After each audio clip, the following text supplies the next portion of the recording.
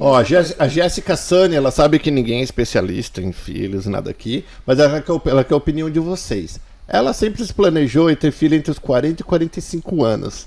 Ela fala assim, mas é sempre julgada por isso. O que vocês acham, achismo, sobre a maternidade tardia?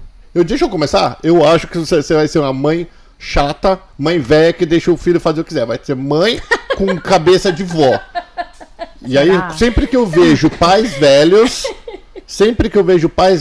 o filho faz o que quer. Essa é a minha opinião, viu? Não tô julgando a opinião, você fala opinião. Eu tenho uma irmã de 17 anos. Minha mãe teve ela bem tarde. E a minha mãe não tinha paciência zero. Zero. Eu ia falar isso, a energia também é outra, né? A energia é outra pra você correr atrás, pra você brincar, pra você dar atenção. Então, assim, ela não tinha paciência, era zero. Era mais a gente que tinha paciência de ensinar, de estar ali junto e tal. Mas com mais idade a gente tem menos paciência. Complicado. Eu tive as duas experiências, né? Eu tive uma filha com 18 e a outra com... Acho que 35 no segundo. Não, 35 não, ela tem 5, eu não tenho 40. 35 opa! 32, então, eu acho, 32. Ainda tava numa idade relativamente boa, mas eu vi ali que eu já tinha menos energia pra brincar, pra correr. Paciência até que não, porque eu trabalhei minha paciência nesse tempo. Então, aí era isso que eu ia falar. Eu acho que depende muito de cada pessoa. Se é o desejo do seu coração, se é o que você quer fazer, se prepara para isso. Mas saiba que a energia não vai ser a mesma. A criança vai querer... Cara, eles têm uma energia que eu não sei de onde eles tiram. 50 latas de Red Bull não dá energia que essas crianças têm, gente. Mas, assim, eu vou dar minha opinião também, porque eu sou a favor de ter filho mais tarde, né? Maturidade, né? Porque você tem outra cabeça, assim. Porque você vê, eu não sei quantos anos ela tem. Ela falou que quer ter filho entre 40 e 45. Então, mas daqui quantos anos será que é isso? Será que é um planejamento daqui 10 anos? Ô, Jéssica, se tiver, fala a tua idade pra nós. Fala aí, Jéssica. Porque, assim, tem isso também. Quando você planeja isso, você olha lá pra frente, não, eu vou ter entre 40 e 45. Você tem mais tempo de saber o que você quer, de se planejar. A sua cabeça é outra para quando seu bebê chega. Eu casei cedo e fiquei casada 10 anos pensando como seria quando eu tivesse filho. Tive bastante tempo para pensar. E as coisas, elas acontecem, assim, não é tudo perfeito, mas muita coisa que eu planejei, eu consigo ver, falei, ai, caramba, era isso que eu queria, era assim que eu esperava. Óbvio, como eu falei, a minha bebezinha não tem nem 4 meses ainda, eu não sei como que vai ser quando tiver 5 anos, 10 anos. Mas, 2 anos. Esse é o número-chave. Mas tem isso, por exemplo, a energia é outra, mas comparado ao quê? A Jéssica tem 27. 27. Ô, amiga! Jéssica, não, peraí. Não, retira tudo que eu falei. Eu não sei se ela quer ter filho. Eu repensaria em ter pelo menos um pouquinho mais nova. Pelo menos ali na faixa dos 30, 30 e poucos. Eu acho que é uma idade que você ainda consegue ter um pouco mais de energia. Não ser a avó da filha, né? E já tá com maturidade, bastante maturidade, né? Depois dos 30. Porque não tem, por exemplo, eu tenho 30 anos, 20 anos ou 40 anos, quando sai o bichinho ali, o teu primeiro filho... Cara, não vem com manual.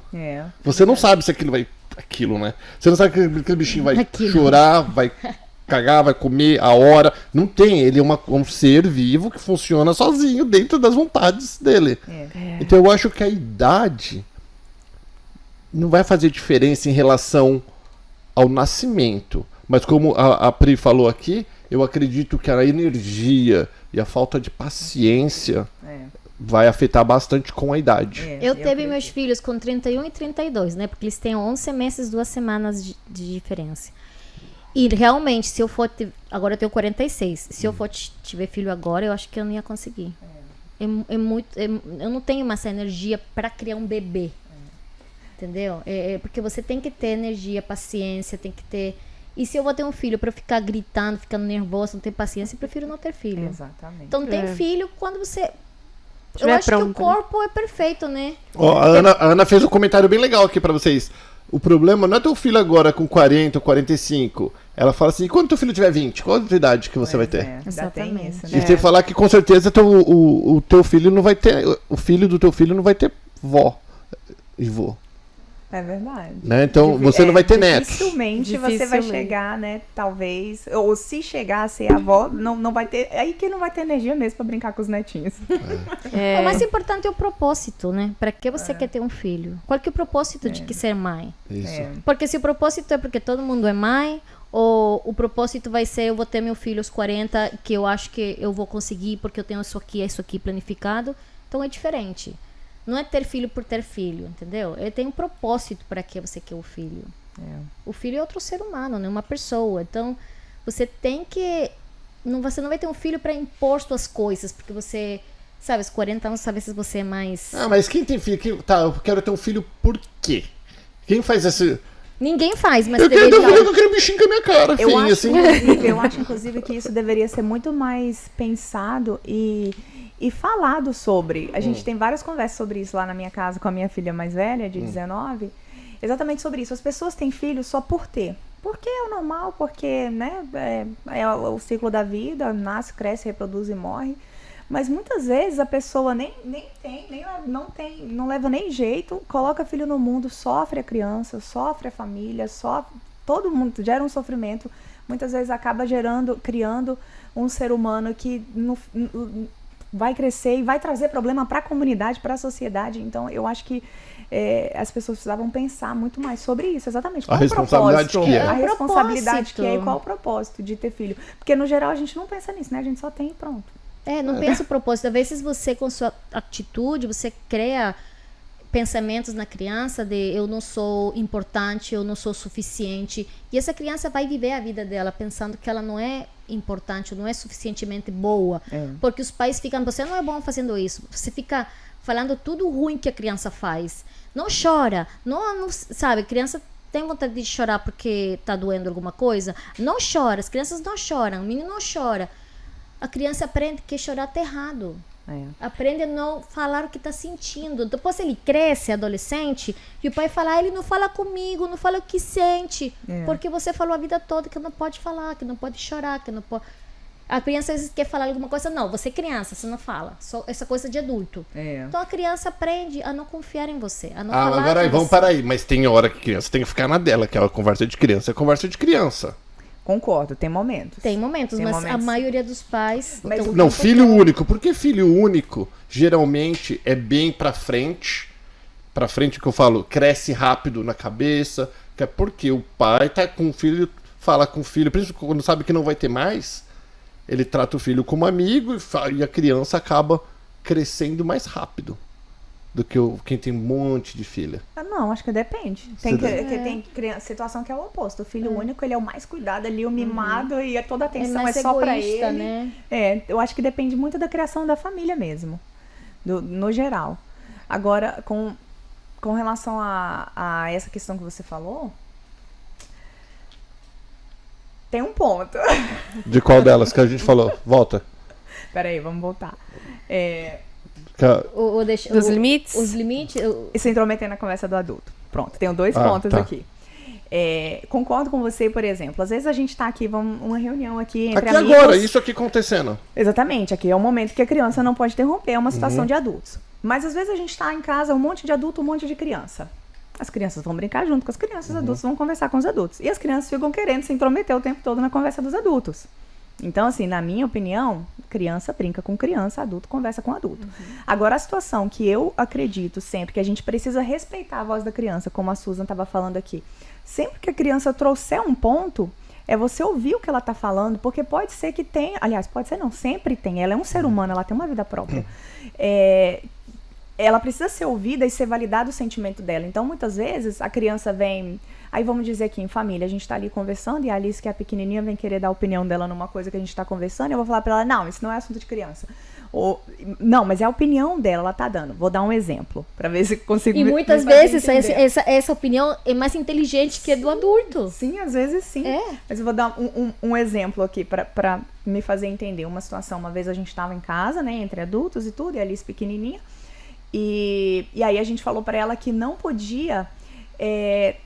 dar conversa pro vizinho. A gente tem um vizinho americano e tal, ele vive sozinho e ele fica muito ali, né, batendo papo e tal, e a gente sempre falava pra ela, não é pra conversar com ele sozinho, sozinha, nunca vai lá, não sai aqui, vai na casa dele, nem nada. E aí ela levantou e começou a sair. E aí a pessoa adulta que estava lá junto brigou com ela para ela não levantar, e aí ela foi explicar. Aí ela foi falar, não, mas eu não tava indo lá. Não, mas não é pra ir lá. A pessoa cortou ela e falou, não, mas... Aí ela, não. Aí ela tentou explicar novamente. Não, mas eu não tava indo lá. A pessoa cortou ela de novo. Aí eu fui lá e falei, você pode deixar ela terminar de explicar? Ela tá querendo dar o ponto, não interessa se ela está querendo explicar, então a gente precisa ouvir o que ela tá dizendo. E aí, fazendo isso, o que acontece? Eu tô ensinando pra Alice que ela tem voz, que quando ela crescer, ninguém vai mandar ela calar a boca, ela tem que ter voz, ela tem que expressar o sentimento dela ou a opinião dela sem ninguém calar ela tem esse direito. E aí isso começa desde cedo, a gente já precisa, por isso que é importante esse ponto que a Susan falou, de dar ouvido para o que a criança fala, porque senão você está ensinando para ela que ela não tem voz e ela vai crescer com isso. Mas tudo na hora certa. E ela até a criança começa a crescer e começa a procurar pessoas que calem ela. Por isso que muitas vezes a mulher procura o homem que bate e termina com esse homem ou procura a próxima pessoa e bate de novo. Aí fala que tem dedo ruim, mas não é o dedo ruim. É porque tem uma crença que eu não sou importante. Eu não sou suficiente, então todo mundo pode calar minha boca. O que foi, Priscila? O que você tá... Não, eu ia falar sobre colocar isso também no tempo. O meu filho, ele estava sofrendo bullying na escola. E como eu trabalhava, e o que eu comecei a fazer, na verdade, sem perceber? Passar preocupação para ele. Porque primeiro ano de imigrante, e aí não tem dinheiro, e aí o que a gente vai fazer? Não conheço nada aqui, não conheço ninguém e tal. E eu começava a conversar com meu marido, com ele ali. Então o que ele fez? Ele se calou durante 1 ano, ele sofreu bullying 1 ano, apanhando na escola dos americanos, 1 ano. E ele nunca me contou. Porque ele falou que ele não queria trazer mais problemas pra mim, porque ele já estava escutando todos os problemas que a gente já estava tendo. Tá vendo? A gente às vezes faz coisas, mas não é porque a gente é mal ou bom pai, é porque é a única coisa que a gente sabe fazer. O que a gente faz nesse momento, quando eu entrei a estudar o coaching e a motivação e tudo isso, tem vezes que eu me senti assim, nossa, quanta coisa errada eu fiz com meus filhos, né? E minha maestra falou, não pensa assim, eles têm a mãe que eles precisavam ter para eles serem as pessoas que eles são. É verdade. E eles são os filhos que você precisava ter. E isso era a única coisa que você sabia fazer. Você deu o seu melhor, né? Então você sempre dá o nosso melhor. Então não podemos ficar, porque eu não fiz isso. Se eu tivesse feito isso antes. Você que é mãe nova, não fica se culpando quando alguma coisa que você faz não deu certo. Porque isso era que vocês precisavam viver. É parte da evolução, do crescimento, transformação. Eu penso isso também. Eu penso que, assim, eu tô me descobrindo como mãe e a gente tá ali se conhecendo, né? Quando eu tive a Lorena, minha sogra tava pra vir e aí eu pedi pra ela esperar um pouquinho pra ela vir, assim, umas semanas depois que a Lorena nascesse, porque eu queria ter essa sensação de chegar em casa... até algumas amigas falaram, você é louca? Não, fala pra ela já vir antes. Eu falei, nossa, mas eu quero ter esse momento, assim, eu, a Lorena, o Bruno e meu cachorrinho. Pra sentir, pra realmente conhecer ali, nos vermos como uma família ali completa agora, né? E aí eu penso sempre isso, assim, que eu tô dando o meu melhor, que eu não tenho experiência, mas eu sei que tudo que eu tiver de melhor em mim, eu vou dar nela. E hoje eu quero ser uma pessoa melhor, porque eu sei que eu sou um espelho pra ela. Exatamente. Então essa questão da paciência, essa questão de ouvir, até essa da criança interromper ou não, eu fiquei pensando muito nisso esses dias, e aí esse assunto veio agora à tona, e tem muita gente que fala, é porque a criança não pode interromper, mas eu sempre observei muito o comportamento das crianças, porque eu ficava, isso eu quero, isso eu não quero. Fiquei aprendendo com os meus amigos, com as pessoas ao redor. E às vezes a criança vai lá e chama o pai, e o pai tá conversando. E aí ela chama de novo, porque ela quer falar alguma coisa. E aí, até o ponto que a criança dá uma esperneada e tal. Ai, não tá vendo o que eu tô falando? Tá, mas ela já te chamou 5 vezes. Custa você falar, espera um pouquinho e vê o que a criança quer. Atende. Não é o que ela tá pedindo, você não vai parar o que você tá fazendo naquela hora pra atender ela. Você vai explicar, agora não. Vai lá e brinca, porque agora eu tô conversando. Ou você vai atender, às vezes é uma coisa importante que aconteceu, né? E pra criança...